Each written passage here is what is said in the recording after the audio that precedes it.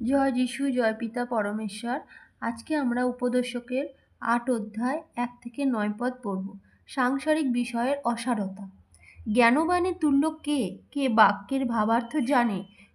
মানুষের প্রজ্ঞা তাহার মুখ উজ্জ্বল করে এবং তাহার মুখের কঠিনতা পরিবর্তন হয়।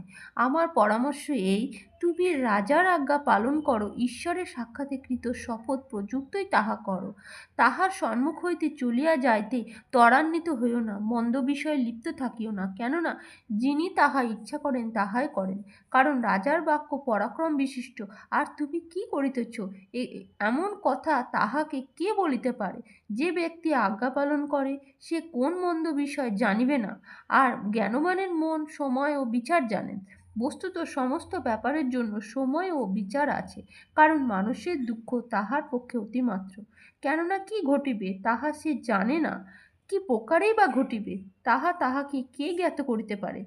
আত্মা রাখিতে আত্মার উপরে কোন মানুষের কৃতিত্ব নাই, এবং মরণাধীনের উপরে কৃতিত্ব কাহারও নাই, এবং সেই যুদ্ধে ছুটি সম্ভবে না, আর দুষ্টতা দুষ্টকে বাঁচাইবে না।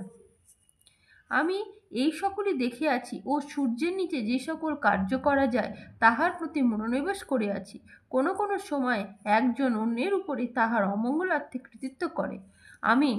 এই ভিডিওটি লাইক ও শেয়ার করুন, আর এই চ্যানেলে পরমেশ্বর আরও বচন শোনার জন্য প্লিজ সাবস্ক্রাইব করুন। পরমেশ্বর আপনাদেরকে আশীষ দেবেন। আর কমেন্ট বক্সে আমেন লিখে রিসিভ করুন। জয় যিশু মসিহ। হালেলুয়া।